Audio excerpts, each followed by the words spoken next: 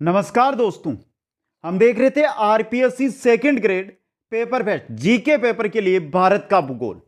आज हमारी class number 2 रहेगी, जिसके अंदर आज हम शुरू करेंगे भारत के भौगोलिक प्रदेश।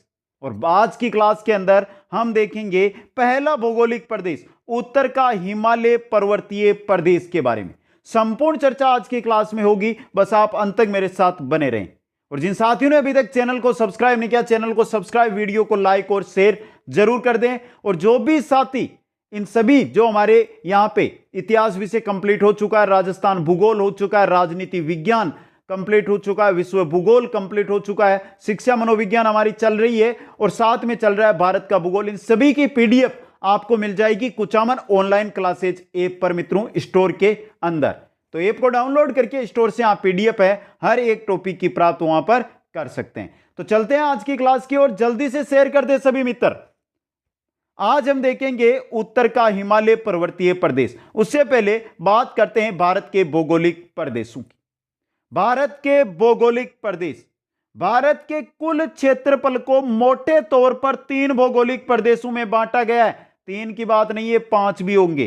पहले 3, फिर यहां पे देखिए बताऊंगा पूरे के पूरे आपको 5। तो मोटे तौर पर 3 है। कौन कौन से? उत्तर भारत का विशाल पर्वतीय क्षेत्र यानी हिमालय पर्वतीय क्षेत्र, उत्तर के महान मैदान और प्रायद्वीपीय भारत। ये तो मोटे तौर पर हम भारत है उसको 3 भौगोलिक प्रदेशों में विभक्त करते हैं। लेकिन अगर हम विस्तृत अध्ययन करते हैं तो 2 और है। कौन कौन सा? तटीय मैदान और द्वीपीय क्षेत्र। एक और मानते हैं मरुस्थलीय मैदान, मरुस्थलीय प्रदेश दोस्तों। लेकिन हमें इन 5 का ही यहां पर अध्ययन करना है और 5 क्लासों के अंदर हमारे ये 5 भौगोलिक प्रदेश में यहां पर कंप्लीट कराऊंगा दोस्तों। यहां से देखिए मित्रों, एक जानकारी आपके लिए इंपॉर्टेंट नोट। भारत के कुल क्षेत्रफल पर विभिन्न भौतिक स्वरूप है। देखिए भौतिक स्वरूप, मैदानों की अगर बात करें जो 305 मीटर से कम ऊंचाई वाले क्षेत्र है, वो भारत के कुल क्षेत्रफल के 43% भाग पर है। पठारी भूमि जो ऊंचाई 305 से 915 मीटर है, वो है आपके 27.7% भाग कुल क्षेत्रफल भारत का। पहाड़ी क्षेत्र जिनकी ऊंचाई 915 से 2135 मीटर है, वो 18.6% है। और पर्वतीय क्षेत्र जिनकी ऊंचाई 2135 मीटर से अधिक है, वो है 10.7%। तो हम जो बात कर रहे हैं वो बात कर रहे हैं उत्तर का जो हमारा हिमालय पर्वतीय प्रदेश है उसके बारे में। वो आएगा आपके पर्वतीय क्षेत्र के अंतर्गत। तो चलिए मित्रों, आज जो हम बात करेंगे वो हम किस भौतिक प्रदेश के बारे में बात करेंगे। यहां पर देखिए, ये देखिए मित्रों, जो यहां पे देखिए ये आपको दिखाई दे रहा है ना, ये देखिए यहां पर भी है ये, लेकिन ये भारत का नहीं है। ये क्या है? विश्व बाहरी राज्य, जैसे तिब्बत, चीन, नेपाल का आ गया है। वापस देखिए यहां पे आ गया आपका ये अरावली पर्वतीय प्रदेश। ये देखिए ये सभी जगह आपका क्या है? अरावली पर्वतीय प्रदेश है, जो खड़ी लाइनें आपको दिखाई दे रही है मित्रों। आज हम इस भौतिक प्रदेश के बारे में यहां पर अध्ययन करने वाले हैं, समझे मित्रों। बाकी में आपको जैसे जैसे आगे बढ़ेंगे तो हम जो अरावली पर्वतीय प्रदेश है इसको 4 भागों के अंदर बांटा जाता है। उस प्रकार से ट्रांस हिमालय, आपका वृहत हिमालय, मध्य हिमालय, उसी प्रकार हम यहां पर अध्ययन करेंगे दोस्तों। और यहां पर अगर आप इसकी बात करें कि यह चीज क्या है, तो यह है आपका मैदानी भाग, उत्तर का विशाल मैदान। इसके बात करें कि आपका यह क्या है, यह है आपका मरुस्थल दोस्तों। यह क्या है? मरुस्थल है। और ये जो बीच में बड़ा सारा दिखाई दे रहा है ना आपको, ये है आपका प्रायद्वीपीय भारत। ये क्या है मित्रों? आपका प्रायद्वीपीय भारत है। और जो आपको ये साइड में दिखाई दे रहा है ना मित्रों, ये तटीय मैदान, ये क्या आपका तटीय क्षेत्र है। ये क्या है? तटीय क्षेत्र है। इसके साथ जो द्वीपीय क्षेत्र भी हमने देखा था ना, वो देखिए ये लक्षद्वीप यहां पर है, अंडमान निकोबार द्वीप यहां पर है, ये है आपका द्वीपीय क्षेत्र दोस्तों। लेकिन आज हमें जो अध्ययन करना है मित्रों, वो सिर्फ और सिर्फ किसका करना है? इस चीज का करना है। ये तलवार के रूप में बन रहा है ना यहां पे, इसका अध्ययन करना है। तो चलते हैं मित्रों आज के इस टॉपिक की ओर। हिमालय पर्वत प्रदेश, हिमालय पर्वतीय प्रदेश मित्रों। देखिए जम्मू कश्मीर के नंगा पर्वत श्रेणी, नंगा पर्वत जो जास्पर पर्वत श्रेणी है उसके अंतर्गत आता है। नंगा पर्वत श्रेणी से अरुणाचल प्रदेश की सीमा के उत्तर में स्थित नमचा बरुआ पर्वत तक एक तलवार के रूप में फैला हुआ है, जो विश्व का सबसे नया एवं सर्वोच्च क्या है, पर्वत है। कहां से कहां तक फैला हुआ है मित्रों, कहां से कहां तक फैला हुआ है, इंपॉर्टेंट चीज है आपका, यह आपके नंगा पर्वत है, वहां से लेकर, नीचे मैं मैप के द्वारा समझाऊंगा आपको, नंगा पर्वत से लेकर कहां तक गया हुआ है, आगे आगे गया आपके अरुणाचल प्रदेश, जो 7 बहने वाले राज्य है ना, वहां पर एंड तक गया हुआ है आपका। तो नंगा पर्वत से लेकर नमचा बरुआ पर्वत श्रेणी है, वहां तक यह फैला हुआ है। अब बात करते हैं उत्पत्ति की। उत्तर में अंगारा लैंड, जो आपका ये इस प्रकार से है ना मित्रों, उत्तर में इसके था अंगारा लैंड यहां पे, और दक्षिणी में था गोंडवाना लैंड, के एक दूसरे की ओर अभिसरित, यानी ये दोनों आपस की ओर किसके, और बीच में यहां पर था क्या आपका 33 सागर।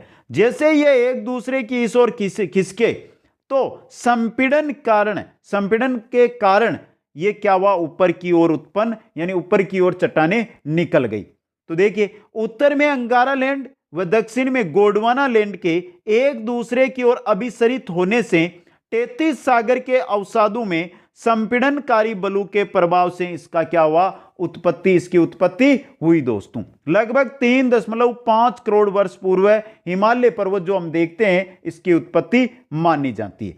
अब बात करें हिमालय पर्वत की लंबाई की, तो लंबाई है इसकी 2400 किलोमीटर, इस प्रकार से है ना, ये इस प्रकार से है मित्रों, तो 2400 किलोमीटर लंबाई है।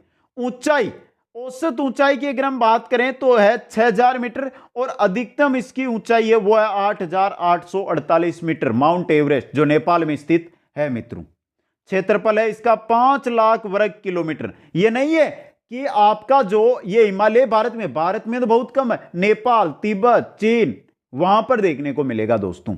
आकार इसका देखिए, ये तलवार के आकार का बन रहा है ना, इस प्रकार से तलवार या धनुष भी इस प्रकार से बनाते हैं ना आप, थोड़ा सा ज्यादा हो जाती है धनुष में, लेकिन माना जाता है तलवार या धनुष के आकार का ये होता है दोस्तों। अब देखिए मित्रों, हिमालय पर्वत प्रदेश का उत्तर से दक्षिण दिशा में ऊर्ध्वाधर विभाजन। अब मित्रों, हिमालय जो हमारा पर्वत प्रदेश है, इसका हमने विभाजन, ये हम अगर इस प्रकार मान ले कि हमारा हिमालय पर्वतीय प्रदेश है जो इस प्रकार फैला हुआ है, तो इसको हमने इस प्रकार तोड़ा है, इस प्रकार इसका विभाजन किया है। ये हमारा हो गया ट्रांस, ये हमारा हो गया वृत्त, यहां पे फिर और निकाल लो एक, ये हमारा हो जाएगा मध्य, और ये हमारा हो जाएगा शिवालिक। तो याद रखना है, अगर ऊर्ध्वाधर विभाजन करके हम यहां पर अध्ययन कर रहे हैं, तो ट्रांस हिमालय, वृहत हिमालय, मध्य हिमालय और शिवालिक हिमालय दोस्तों, एक एक के बारे में यहां पर अध्ययन करते हैं। सबसे पहले चलते हैं ट्रांस हिमालय की ओर। ट्रांस हिमालय नक्शे में देख लीजिए मित्रों, नक्शा है जो यहां पे आपको ये रेखाएं दिखाई दे रही है ना, इस प्रकार से ये देखिए, यह इस प्रकार यहां अरुणाचल प्रदेश तक फैला हुआ है, यहां से जम्मू, जिसको हम जम्मू कश्मीर राज्य को अब हमने केंद्र शासित प्रदेशों में बांट दिया है। यहां पे देखिए, यहां पर आपको तिब्बत में भी मिलेगा, यहां पर आपको किस में मिलेगा मित्रों, नेपाल में भी मिलेगा, चीन में भी मिलेगा, और यहां पर पाकिस्तान, और ये पामीर घाट या पामीर ग्रंथि के नाम से, पामीर ग्रंथि है, यहां से यह शुरू होता है, और अरुणाचल प्रदेश में अंत तक यह आपको क्या मिलेगा। लेकिन बात हम यहां पर किसकी कर रहे हैं, सबसे पहले ट्रांस हिमालय की बात कर रहे हैं। तो ट्रांस हिमालय मित्रों आपका देखिए यहां पर है, इस प्रकार से है ये ट्रांस हिमालय, जो ये कराकोरम है, ये लद्दाख श्रेणी है, ये सभी किस में आएंगे, ट्रांस हिमालय में आएंगे। अब एक एक अध्ययन करते हैं इसका, फिर हम देखेंगे नक्शे के द्वारा। ट्रांस हिमालय सिर्फ और सिर्फ पहला भाग पढ़ रहे हैं हम, जो सबसे उत्तरी है, सबसे उत्तरी भाग, ये यूरेशिया प्लेट का हिस्सा है, इसका अधिकांश भाग तिब्बत में फैला हुआ है। जो ट्रांस हिमालय है वो लगभग ये मानकर चलो किसमें है, तिब्बत में, इसलिए इसे तिब्बती, यानी तिब्बत में इसलिए तिब्बती हिमालय भी कहते हैं। और 33 हिमालय तो इसलिए कहा जाता है क्योंकि 33 सागर की जो चट्टानें थी वही संपीड़न के कारण ऊपर आई थी, उस वजह से। ट्रांस हिमालय का निर्माण अवसादी चट्टानों से हुआ है। जो ट्रांस हिमालय, इसका निर्माण किससे हुआ है, अवसादी चट्टानों से। यहां पर टर्शियरी युग से लेकर कैम्ब्रियन युग तक की चट्टानें पाई जाती है। इस श्रेणी से सतलज, सिंधु, ब्रह्मपुत्र नदियां निकलती है। तो जो ट्रांस हिमालय, अब क्वेश्चन कैसे बनेगा, सिंधु नदी निकलती है, सिंधु नदी आपकी निकलती है, सिंधु नदी कहां से निकलती है, सीधा क्वेश्चन आ गया। अब ऑप्शन दे दिया आपको, ट्रांस हिमालय, वृहत हिमालय, मध्य हिमालय या शिवालिक? सिंधु नदी कहां से निकलती है? कहां से निकलती है? ट्रांस हिमालय से। इस हिमालय में वनस्पतियों का अभाव पाया जाता है। क्यों पाया जाता है? क्योंकि जो ट्रांस हिमालय है इस क्षेत्र में आपका जो टेम्परेचर रहेगा वो -50 डिग्री। आपके यहां पर अगर -1 डिग्री चला जाता है तो आप चार रजाई है जो ऊपर डाल लेते हैं। वहां का ट्रांस हिमालय जहां पर है वहां पर आपको टेम्परेचर मिलेगा -40, -50 डिग्री दोस्तों। तो बताओ कितनी ही आपको अधिक वहां पर क्या मिलेगी? ठंड मिलेगी। इस अगर वहां पर ठंड है 50 डिग्री वहां पर टेम्परेचर रहता है तो सीधा सा है कि वहां पर वनस्पति का क्या मिलेगा? अभाव मिलेगा। अब वहां पर वनस्पति नहीं है तो जीव जंतु तो वहां पर रहने की आप जो है कल्पना भी नहीं कर सकते हैं दोस्तों।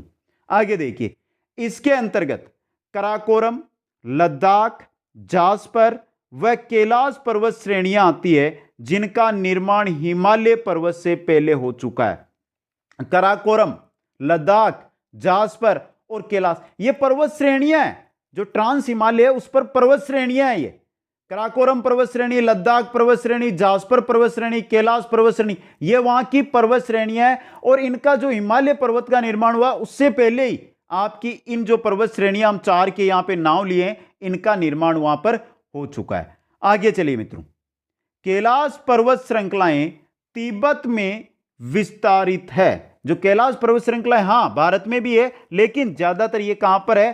तिब्बत के अंदर विस्तारित है। इसकी सबसे ऊंची चोटी माउंट कैलाश 6714 मीटर है। कैलाश पर्वत श्रृंखला है उसकी बात कर रहे हैं जो ट्रांस हिमालय में है। सबसे ऊंची चोटी है वो है माउंट कैलाश जिसकी ऊंचाई है 6714 मीटर। सिंधु नदी का उद्गम इन्हीं कैलाश पर्वतों की उत्तरी ढाल से होती है। जो सिंधु नदी निकलती है ना वो कैलाश पर्वत श्रृंखला है उसी के उत्तरी ढाल से निकलती है दोस्तों। ये आपके आ गई और लगभग ये तिब्बत के अंदर है। अब बात करते हैं कराकोरम पर्वत श्रृंखला। अफगानिस्तान और चीन के साथ भारत के सीमावर्ती क्षेत्रों में फैली हुई है। कौन सी? कराकोरम। भारत का अगर हम नक्शा बनाए तो भारत का इस प्रकार से नक्शा बनता है ना मित्रों, तो यहां पर जो ये भाग है यहां पर आपको मिलेगी क्या? कराकोरम पर्वत श्रृंखला दोस्तों। अब यहां से क्वेश्चन क्या बनेगा वो देखिए। एवं यह भारत और तुर्किस्तान के बीच जल विभाजक के रूप में मौजूद है। तो पूछा जा सकता है भारत और तुर्किस्तान के मध्य कौन सी पर्वत श्रृंखला है जो जल विभाजक के रूप में है? तो वो आपकी कराकोरम। अब मित्रों देखिए यहां से जो क्वेश्चन आपके लिए बनने वाला है वो ये है, इसकी सबसे ऊंची चोटी माउंट केटू गोडविन ऑस्टिन 8611 मीटर है जो भारत की सबसे ऊंची चोटी है। अब बहुत सारे साथी इतने दिन ये सोच रहे थे कि माउंट एवरेस्ट भारत की सबसे ऊंची चोटी है, तो आपकी गलतफहमी थी। माउंट एवरेस्ट स्थित है नेपाल के अंदर। और भारत की अगर बात की जाए भारत की सबसे ऊंची पर्वत चोटी तो वो है आपकी माउंट केटू। मित्रों जो ये क्षेत्र है आपका ये किसमें आता है? ये जो क्षेत्र है ना आपका ये तो आता है पीओके पाक अधिकृत कश्मीर और ये आता है चाइना के अधिकृत। मतलब वर्तमान अगर भारत है इस भारत का इस पर वर्तमान में जो आपके केटू है माउंट केटू है ये भारत के अधीन नहीं है, पाकिस्तान के अधीन आती है। तो यहां से एक आगे हम पढ़ेंगे वहां पे आएगी भारत की सबसे ऊंची चोटी। तो वहां पर जो वर्तमान भारत के अंदर हम बात कर रहे हैं क्योंकि वर्तमान में जो केटू है ये पाक अधिकृत कश्मीर के अंतर्गत आती है दोस्तों, जो भारत की सबसे ऊंची चोटी है। और देखिए माउंट एवरेस्ट के बाद दुनिया की दूसरी सबसे ऊंची चोटी माउंट एवरेस्ट नेपाल में 2 नंबर पे जो चोटी ऊंची है वो है केटू और वो है भारत के अंदर स्थित दोस्तों। आगे देखिए हमने कैलाश और कराकोरम देख लिया। लद्दाख देखिए, लद्दाख पठार कराकोरम पर्वत श्रृंखलाओं के दक्षिण पूर्व में स्थित है दोस्तों। कहां पर है?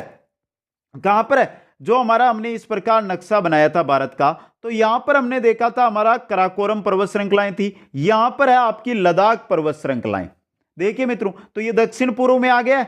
ये भारत का सबसे ऊंचा पठार है, लद्दाख वाला पठार भारत का सबसे ऊंचा पठार है और इसकी औसत ऊंचाई है 5000 मीटर। कितनी है? 5000। और जो चीज देखते हैं ना अक्साई चीन इसी क्षेत्र में स्थित है। ये देखिए ये क्षेत्र ये क्या है आपका? अक्साई चीन यहां पर भी स्थित है।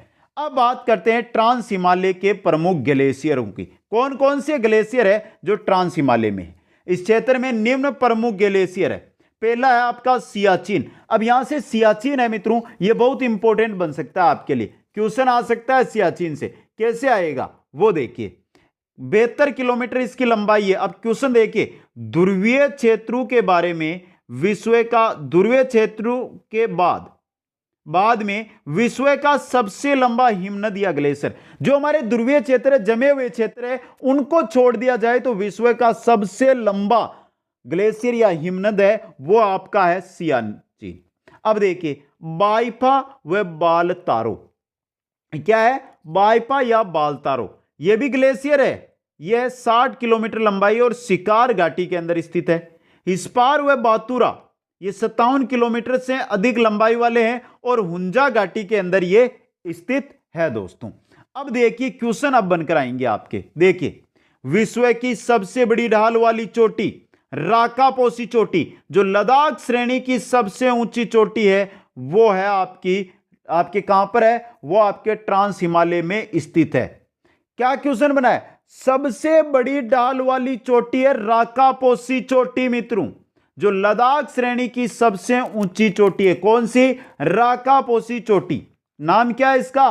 राकापोसी चोटी। और तीव्र ढाल वाली चोटी है ये। इंपॉर्टेंट क्वेश्चन यहां पर बन सकता है। अगर इसको बात की जाए, लद्दाख श्रेणी की सबसे ऊंची चोटी इसको माना जाता है, लेकिन ये चोटी आती है आपके, वो किस में आती है? कराकोरम पर्वत श्रृंखला में। आगे देखिए, पश्चिम में ये पामीर की गांठ से मिल जाती है, जबकि दक्षिण पूर्व की ओर ये कैलाश पर्वत के रूप में अवस्थित है। जो आपका ये ट्रांस हिमालय है, ट्रांस हिमालय वो आपका पश्चिम में, तो जो आपका पामीर का पठार, पामीर की गांठ है ना, इस प्रकार ऊपर की ओर, यहां पर पामीर की गांठ, ये भारत, यहां से शुरू होती है और इस प्रकार चलती हुई ये पूर्व में कैलाश पर्वत तक अवस्थित है। ट्रांस हिमालय से वृहत हिमालय सच्चर जोन या हिंज लाइन के द्वारा अलग होता है। कैसे मित्रों? देखिए, यह आपका क्या आ गया यहां पे? यह आपका मान लो कि यह आपका आ गया ट्रांस हिमालय, इसके बाद यह आ गया आपका वृहत हिमालय इसके नीचे। तो ये जो बीच के अंदर आपको दिखाई दे रहा है ना, बीच के अंदर अलग हो रहे हैं दोनों, इसको कहा जाता है सच्चर जोन या हिंज लाइन। क्वेश्चन आया हुआ है एग्जाम के अंदर और इंपॉर्टेंट बन सकता है आपके भी लिए। यह था हमारा ट्रांस हिमालय दोस्तों। अब 2 नंबर पे हमारे जो हिमालय आएगा वो आएगा वृहत हिमालय, जिसको हम आंतरिक हिमालय के नाम से भी जानते हैं। देखिए मित्रों, जो हमने पहला देखा ट्रांस हिमालय, वो इस प्रकार से फैला हुआ है हमारा, इस प्रकार से है ये देखिए, ये पामीर की गांठ आपको ऊपर दिखाई दे रही है, यहां से शुरू होकर आपके यहां पर जा रहा है। अब 2 नंबर पे जो हमारे आएगा वो यहां पर है दोस्तों, जो मैंने लाइन खींची है, लाइन यहां पे खींची है, यहां पे हमारा वो है वृहत हिमालय। कौन सा? वृहत हिमालय दोस्तों। इंपॉर्टेंट चीज, जिसको हम आंतरिक हिमालय भी कहते हैं। तो पढ़ते हैं वृहत या आंतरिक हिमालय के बारे में। भारत के प्राचीन ग्रंथों में इसे हिमाद्री के नाम से पुकारा गया है। हिमाद्री के नाम से क्यों? क्योंकि हमेशा हिम इस पर जमी हुई रहती है। यह हिमालय की सबसे दुर्गम व ऊंची श्रेणी है। हिमालय की जो 4 श्रेणियां यहां पर हम पढ़ रहे हैं, सबसे दुर्गम श्रेणी यही है, सबसे दुर्गम श्रेणी है और सबसे ऊंची श्रेणी भी इसको माना जाता है। और विश्व की भी, यह विश्व की भी है। औसत ऊंचाई इसकी अगर हम बात करें तो 6100 मीटर है। औसत ऊंचाई कितनी है इसकी? 6100 मीटर इसकी औसत ऊंचाई है दोस्तों। इंपॉर्टेंट चीज है। जबकि जो हमारा ट्रांस हिमालय था ना, उसकी औसत ऊंचाई की अगर हम बात करें 3000 मीटर ही थी, इसकी औसत ऊंचाई कितनी है? 6100 मीटर। यह सदा ही हिम आच्छादित रहती है, तभी तो हिमाद्री के नाम से हमारे ग्रंथों के अंदर इसको जाना जाता है, क्योंकि हमेशा इस पर क्या रहती है? हिम रहती है। इस श्रेणी का विस्तार उत्तर पश्चिम में नंगा पर्वत से पूर्व में नामचा बरुआ पर्वत, जो अरुणाचल प्रदेश में है, वहां तक है। जिस प्रकार हमारा ट्रांस हिमालय था, उसी प्रकार इसका क्षेत्र पाया जाता है, क्योंकि सभी के सभी इसी प्रकार फैले हुए हैं हमारे। इस पर्वत श्रेणी का उत्तरी ढाल मंद व दक्षिणी ढाल तीक्ष्ण है। उत्तरी ढाल है वो तो मंद, यानी उतना खतरनाक नहीं है, लेकिन दक्षिणी ढाल है वो तीक्ष्ण है। आगे देखिए, गंगा यमुना नदियों का उद्गम इसी श्रेणी से होता है। किससे मित्रों? वृहत हिमालय श्रेणी से ही गंगा यमुना आपकी जो नदियां हैं वो निकलती है दोस्तों। आगे देखिए, अब यहां से क्वेश्चन क्या बनेगा? इंपॉर्टेंट देखिए, संसार की सर्वाधिक ऊंची चोटियां इन्हीं वृहत हिमालय पर्वत श्रेणियां में पाई जाती है। वृहत हिमालय पर्वत श्रेणी है, इसमें संसार की जो ऊंची चोटियां हैं, जो एशिया की 94 बड़ी चोटियां, ऊंची चोटियां हैं, उनमें से 92 चोटियां हैं जो आपके हिमालय पर्वत के अंदर मिलेगी मित्रों। यह एक इंपॉर्टेंट क्वेश्चन है आपके लिए। एशिया की 94 जो टॉप ऊंची चोटियां हैं, उनमें से 92 चोटियां हिमालय पर्वत श्रृंखला में स्थित है। पहली माउंट एवरेस्ट, जिसको नेपाल के अंदर किस नाम से जानते हैं? सागर माता के नाम से जाना जाता है। यह नेपाल में स्थित है और इसकी ऊंचाई है 8,848 मीटर। मित्रों, माउंट एवरेस्ट या सागर माता को तिब्बत के अंदर चोमुलुंगम्बा के नाम से जाना जाता है। तिब्बत में इसको चोमुलुंगम्बा के नाम से जानते हैं, क्योंकि चोमुलुंगा का अर्थ क्या होता है? चोटियों की रानी, पर्वतों की रानी दोस्तों, इसका अर्थ होता है। तो यह क्वेश्चन बन सकता है, माउंट एवरेस्ट को तिब्बत में किस नाम से जाना जाता है। आगे देखिए, कंचनजंगा जो सिक्किम भारत में स्थित है, इसकी ऊंचाई है 8,598 मीटर, जो वृहत हिमालय में स्थित है। भारत की सबसे ऊंची हिमालय चोटी कैसे बनी है? K2 है भारत की, लेकिन K2 वर्तमान में उस क्षेत्र में स्थित है जहां पर पाक अधिकृत क्षेत्र है, वहां पर स्थित है। और माउंट एवरेस्ट है, यह आपकी नेपाल में। तो इनके बाद आती है आपकी, वो आती है कंचनजंगा। कौन सी आती है? कंचनजंगा। यह भारत के अंदर स्थित है, इस वजह से वर्तमान भारत की आपकी कंचनजंगा। आगे देखिए, मकालू 8,481 मीटर ऊंचाई है। धौलागिरी 8,172 मीटर ऊंचाई है। अन्नपूर्णा 8,078 मीटर ऊंचाई है। ये सभी चोटियां कहां पर है? नेपाल में। नंगा पर्वत जहां से ये शुरू होता है पश्चिमी भाग में, नंगा पर्वत से ये चोटी है, पर्वत चोटी, ये कहां पर है? भारत के अंदर स्थित है। कहां पर है? भारत के अंदर स्थित है। लद्दाख जो केंद्र शासित प्रदेश है, वहां पर स्थित है मित्रों ये। तो यह है आपके किसकी मित्रों? यह पर्वत चोटियां हैं वृहत हिमालय की। आगे देखिए, वृहत हिमालय के महत्वपूर्ण दर्रे कौन कौन से दर्रे हैं जो वृहत हिमालय के हैं? जोजिला दर्रा लद्दाख में है। बुर्जिल दर्रा पीओके पाक अधिकृत कश्मीर है, वहां पर है बुर्जिल दर्रा। बारालाचा व सिपकिला, बारालाचा व सिपकिला दर्रा यह है हिमाचल प्रदेश में। थागाला, नीतिला, नीपुला यह है उत्तराखंड में। नातुला, जालेपला यह है सिक्किम में। इनका स्क्रीनशॉट ले लें, इनके कोई ट्रिक नहीं होती, आपको याद करने हैं कि जो वृहत हिमालय है उसके अंदर कौन कौन से दर्रे स्थित है, ये दर्रे हैं, और इस जगह कौन से राज्य में, कौन से केंद्र शासित प्रदेश में स्थित है, वो आपके सामने लिख दिए। अब दर्रों से क्वेश्चन कौन कौन से बनते हैं वो देखिए। सिपकिला भारत तिब्बत रोड मार्ग पर है। भारत और तिब्बत जो रोड मार्ग है उस पर जो दर्रा है वो है सिपकिला। एवं शिमला हिमाचल प्रदेश को तिब्बत में गारतोक नामक स्थान से जोड़ता है। शिमला को तिब्बत के अंदर एक जगह है, गारतोक नामक नगर है, उससे जोड़ता है आपका सिपकिला दर्रा। जालेपला किलिंगपोंग पश्चिम बंगाल में जगह है, उसको लासा तिब्बत में जो जगह है वहां से जोड़ता है जालेपला, जो आपका सिक्किम में दर्रा है वो दोस्तों। नाथुला से भारत चीन सड़क व्यापार मार्ग निकलता है। किससे? नाथुला जो दर्रा है, इसे भारत चीन सड़क व्यापार मार्ग है वो निकलता है। नाथुला दर्रा भी सिक्किम में है। वृहत हिमालय मध्य हिमालय से मेन सेंट्रल थ्रस्ट के द्वारा अलग होता है। ये द्वारा है मित्रों, यहां पे के द्वारा अलग होता है। तो जो ये आपका वृहत हिमालय, इसके ऊपर था ट्रांस हिमालय, अब नीचे क्या आ गया आपका मध्य हिमालय, जिसको लघु हिमालय कहते हैं। तो बीच के अंदर जो इनको अलग करती है वो क्या है? Main central thrust. क्या है? मेन सेंट्रल थ्रस्ट है, उस नाम से इसको जाना जाता है दोस्तों। ये था वृहत हिमालय। आगे चलिए, और आता है हमारा लघु हिमालय। अब आ रहा है हमारा लघु हिमालय। तो मित्रों सबसे पहले हमारे आया था, वो आया था क्या?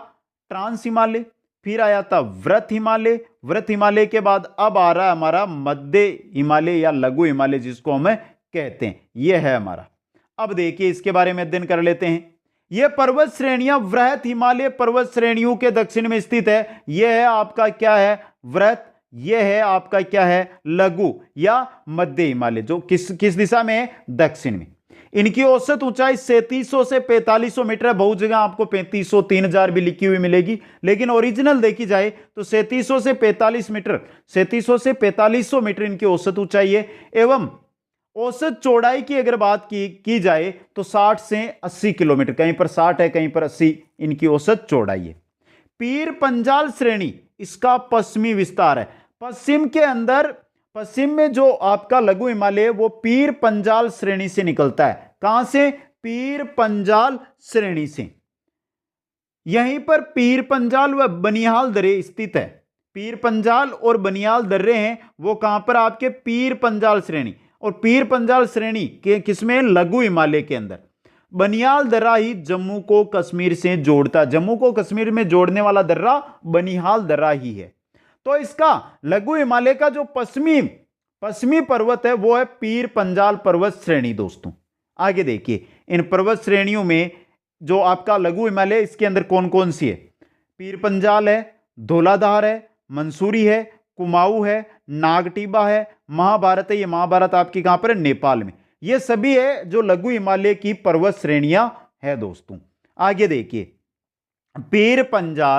पीर पंजाल पर्वत श्रेणियां के ठीक उत्तर में पीर पंजाल तथा जास्कर पर्वत श्रेणियां के बीच कश्मीर घाटी स्थित है। कश्मीर घाटी कहां पर है? यह आ गई आपकी जास्कर पर्वत श्रेणी, यह आ गई आपकी कौन सी? आपकी पीर पंजाल पर्वत श्रेणी। इनके मध्य यहां पर है आपकी कश्मीर घाटी। दोस्तों पीर पंजाल पर्वत श्रेणियां मध्य हिमालय की सबसे महत्वपूर्ण श्रेणियां हैं, जिनमें झेलम नदी के ऊपरी भाग तक ज्वालामुखी चट्टानों का विस्तार है। झेलम नदी जहां से निकलती है वहां तक आपको ज्वालामुखी चट्टानों का विस्तार पीर पंजाल श्रेणी के अंदर देखने को मिलेगा। दोस्तों अब देखिए, जैसे हमने पश्चिम की ओर तो देख लिया कि यह जो आपकी है कहां तक फैली हुई है, पीर पंजाल श्रेणी तक। आगे देखिए, रावी नदी के दक्षिण पूर्व में, रावी नदी या कोसी का जो मैदान आता है बिहार में, वहां तक की बात कर रहे हैं। तो रावी नदी के दक्षिण पूर्व में इन पर्वत श्रेणियों का विस्तार हिमाचल प्रदेश में धौलाधार पर्वतों के रूप में पाया जाता है। हिमाचल प्रदेश में रावी नदी है, वहां तक धौलाधार पर्वत आपको देखने को इस जो आपका लघु हिमालय, मध्य हिमालय, इसमें मिलेगा। धौलाधार पर्वत पर महत्वपूर्ण पर्यटन नगर शिमला, मंसूरी, रानीखेत, रीवा स्थित है। जो भी आप घूमने जाते हैं ना, चाहे शिमला जाओ, चाहे कुल्लू मनाली जाओ, कहीं पर भी घूमने जाओ, आप रानीखेत घूमने जाते हैं, ये सभी के सभी जो तीर्थ स्थल है या घूमने के पर्यटन स्थल है, ये आपको मिलेंगे मध्य हिमालय के अंदर। दोस्तों मध्य हिमालय की जो पर्वतीय क्षेत्र है वहां पर ये मिलते हैं। अब देखिए, मध्य व मान हिमालय के मध्य दो घाटियां स्थित है, मुख्य दो घाटियां। पहली है पश्चिम में कश्मीर घाटी, पूर्व में काठमांडू घाटी। जो पश्चिम में कश्मीर घाटी है इसके बारे में हमने देखा था, पीर पंजाल व महान हिमालय के मध्य स्थित है। और जो आपकी घाटी है कश्मीर घाटी, यहीं पर वुल्लर झील और डल झील है। वुल्लर झील मीठे पानी की सबसे बड़ी झील है भारत की, वुल्लर झील जो कश्मीर में ऊंचाई पर स्थित है। वुल्लर और डल झील ये कश्मीर घाटी में ही स्थित है। पूर्व में काठमांडू घाटी है जो नेपाल के अंदर, काठमांडू शहर बसा हुआ वो काठमांडू घाटी पर ही है। दोस्तों अन्य घाटियों में कुल्लू घाटी, कांगड़ा घाटी जो हिमाचल प्रदेश में स्थित है, कुल्लू घाटी, कांगड़ा घाटी दोनों ही देखने लायक जगह हैं। दोस्तों आगे देखिए, अब देखिए मित्रों, इन पर्वतों के दक्षिणी ढाल उबड़ खाबड़ व वनस्पति वीन है। जो ये आपका पर्वत है ना, इसकी हम बात कर रहे हैं यहाँ पे, यह है मध्य अरावली या लघु अरावली के नाम से, जिसको हिमालय, अरावली नहीं हिमालय, मध्य हिमालय या लघु हिमालय। तो इसकी जो दक्षिणी ढाल है, ये ढाल है ना, ये तो उबड़ खाबड़ और वनस्पति वीन है, यानी वनस्पति नहीं है। लेकिन जो उत्तरी ढाल है आपकी, ये ढाल है ना, वो मंद है, उबड़ खाबड़ नहीं है, मंद ढाल है और घनी सदाबहार वनस्पति वहां पर आपको यहां पर देखने को मिलेगी। 1500 से 2400 मीटर ऊंचाई पर ओक वन मिलेंगे, 2400 से 3000 मीटर की ऊंचाई पर कोणधारी वनों की प्रधानता आपको उत्तरी भाग में आपको यहां पर देखने को मिलेगी। मध्य अरावली व शिवालिक के बीच, यह आपकी मध्य अरावली के बाद में आ गई है शिवालिक। तो बीच में मेन सीमांत दरार पाई जाती है। मध्य अरावली और शिवालिक के बीच मेन सीमांत दरार पाई जाती है, जो पंजाब से असम तक फैली हुई है। यह पंजाब से निकलती है और असम तक फैली हुई है मित्रों, यह मेन सीमांत दरार। अब चलते हैं चौथे, जो हमारा हिमालय, इसके चौथे भाग की ओर। चौथा भाग है शिवालिक या बाह्य हिमालय के नाम से जिसको हम जानते हैं। देखिए, ये हिमालय के सबसे दक्षिणी व नवीनतम वलित पर्वत श्रेणियां हैं। पहली आ गया ट्रांस हिमालय, व्रत हिमालय, व्रत हिमालय के बाद क्या आया हमारा लघु हिमालय, और लघु हिमालय के बाद जो आया हमारा ये आया हमारा शिवालिक। चौथा भाग ये है हमारा शिवालिक। मित्रों देखिए शिवालिक है जो सबसे दक्षिण में हमने देख लिया अभी, और नवीनतम वलित पर्वत श्रेणियां हैं। इसे उप हिमालय या बाह्य हिमालय भी इसको कहा जाता है। इसका निर्माण मायोसीन से प्लेइस्टोसीन तक हुआ है। मायोसीन से प्लेइस्टोसीन तक इसका निर्माण हुआ है। इसकी लंबाई है 2400 किलोमीटर। तो इसकी लंबाई जो हमारा हिमालय है, इसकी जो कुल लंबाई है उसके लगभग बराबर ही इसकी लंबाई है। लेकिन बीच के अंदर मित्रों यह आपको नहीं मिलेगा। कहां पर नहीं मिलेगा तो देखिए मित्रों, यहां पर कहां पर यह गायब हो जाएगा। यह है पहाड़ियां पश्चिम जम्मू कश्मीर, पश्चिम जम्मू पहाड़ियों से लेकर, पश्चिम के अंदर जो हिमालय है इसमें पश्चिम जम्मू की पहाड़ियां हैं, वहां से शुरू होकर तीस्ता घाटी तक सतत है। तीस्ता घाटी या फिर हम बोल सकते हैं कोसिका जो मैदान है वहां तक ये सतत है। तीस्ता घाटी से 80 से 100 किलोमीटर तक की दूरी तक ये पहाड़ियां नहीं पाई जाती है। बिहार से आगे जाओगे तो आपको जो आपकी ये बाह्य या जो आपका बाह्य हिमालय या शिवालिक की पहाड़ियां हैं ये आपको देखने को नहीं मिलेगी। इसके आगे पूर्वी क्षेत्र में ये पहाड़ियां अरुणाचल प्रदेश तक फैली हुई, यानी उसके बाद अरुणाचल प्रदेश तक आपको वापस ये मिल जाएगी। बीच के अंदर इन पहाड़ियों का विस्तार नहीं है। जम्मू पहाड़ियों की चौड़ाई है वो है 50 किलोमीटर। जम्मू पहाड़ियां जो आपके बाह्य हिमालय के अंतर्गत आती है उनकी चौड़ाई कितनी है 50 किलोमीटर के लगभग है। अरुणाचल प्रदेश में पश्चिम से पूर्व में अरुणाचल प्रदेश है ना, वहां पर यह आपका मान लो अरुणाचल प्रदेश है, वहां पर पहाड़ियां पाई जाती है, पर्वत पाए जाते हैं। देखिए कौन, पश्चिम में सबसे पहले आएगा आपका डालपा, उसके बाद आएगा मिरी, उसके बाद आएगा अबोर, उसके बाद आएगा मिसमी। ये आपके पर्वत वहां पर पाए जाते हैं। इन क्षेत्र में इनकी चौड़ाई लगभग 15 किलोमीटर है। जो जम्मू पहाड़ी है, जो आपके जम्मू जो कश्मीर और आपका लद्दाख क्षेत्र है वहां पर स्थित है, वहां पर तो इसकी चौड़ाई 50 किलोमीटर, लेकिन अरुणाचल प्रदेश में जैसे ये 4 पहाड़ियां हैं वहां पर इसकी चौड़ाई मात्र 15 किलोमीटर ही है। दोस्तों शिवालिक और मध्य हिमालय के मध्य अनेक घाटियां पाई जाती है, जिन्हें पश्चिम में धुन, जैसे देहरादून, पश्चिम में जो घाटियां पाई जाती है आपके शिवालिक क्षेत्र में उनको धुन कहा जाता है, जैसे देहरादून है। और पूर्व में द्वार कहा जाता है, जैसे आपका हरिद्वार आता है ना, यह आपका कहां किस में आएगा मित्रों, हरिद्वार है जो बाह्य हिमालय यानी शिवालिक क्षेत्र में आता है। तो पश्चिम में धुन और पूर्व में धुन उनको कहा जाता है, जैसे देहरादून, चौखंबा, पटली, हरिद्वार आदि। दोस्तों तो यह था हमारा भारत का पहला भौतिक प्रदेश। क्या था? उत्तर भारत का महान हिमालय पर्वतीय प्रदेश। कैसी लगी आपको आज की क्लास? कमेंट करके बताएं। सभी साथी कमेंट जरूर करें, वीडियो को लाइक शेयर, और जो भी नए साथी है चैनल को सब्सक्राइब जरूर करें। आप सभी को बहुत बहुत धन्यवाद। जय हिंद, जय भारत।